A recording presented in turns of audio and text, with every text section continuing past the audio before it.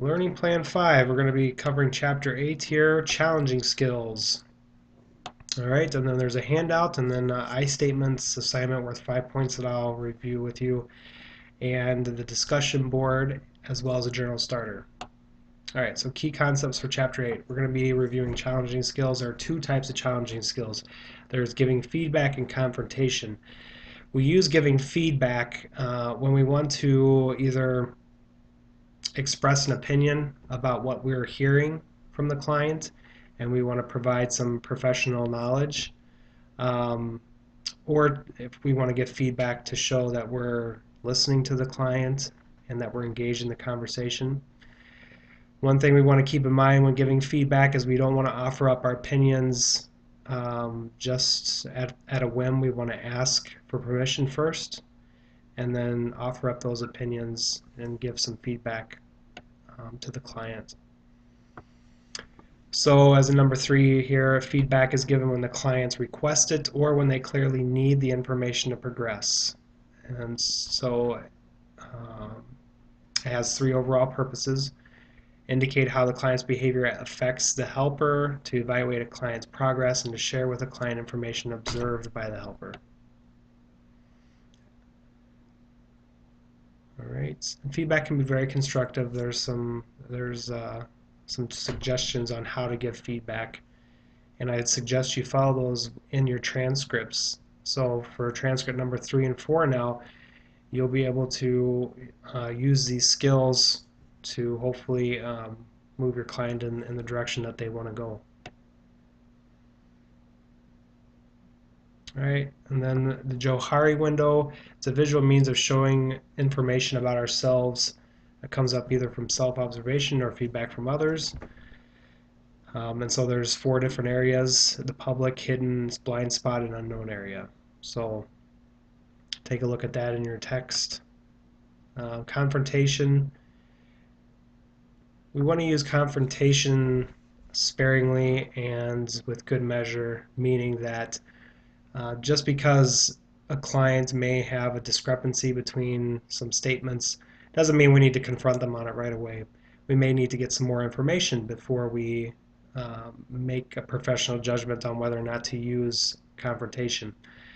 In the AODA field and corrections field, confrontation is used quite frequently and can be a useful tool, depends upon how it's used and how frequently.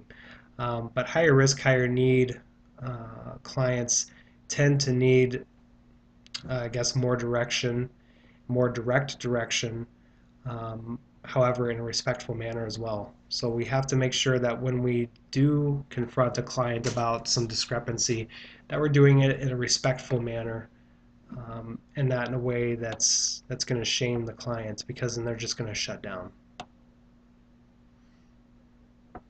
All right, good format for confrontation. So here's 4 steps that you can go by using that.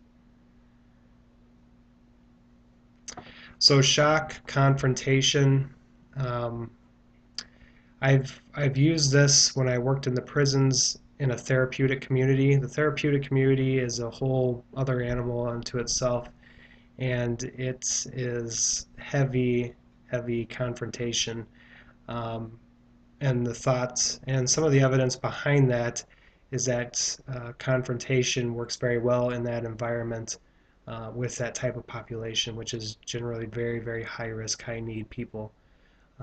It can be effective, but most of the time I found more often than not that it's not as effective, because then it tends to shut clients down from sharing information, and that therapeutic alliance can be hurt from that.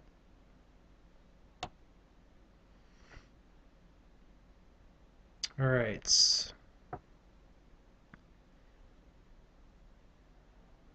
So we did have a handout, but I don't believe that's active for this, so you don't need to worry about that. I'll take that out. I statements. All right, when giving feedback to our clients, we want to try and use I statements versus you statements. When you use you are, or you are doing this, or you're not doing that, that can come across as being judgmental, and that's the last thing we want to come across as to our clients. A lot of these clients have been hurt in the past or are now in hurting relationships where they are judged constantly, and so if we continue with that pattern, they're not going to trust you, and they're not going to open up. So it's important that when we give feedback, or if we want to offer up our observations, that we use I statements. So this assignment will help you kind of formulate those I statements and how to do that.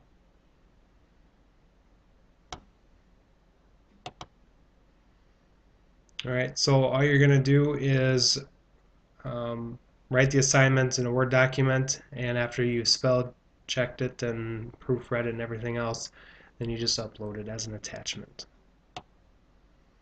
All right, then you have the journal starter for this week, and there are three prompts you can choose from. Make sure you're reading all the instructions, and the discussion board as well. Make sure you're following the directions for that. If you have any questions or need help, let me know.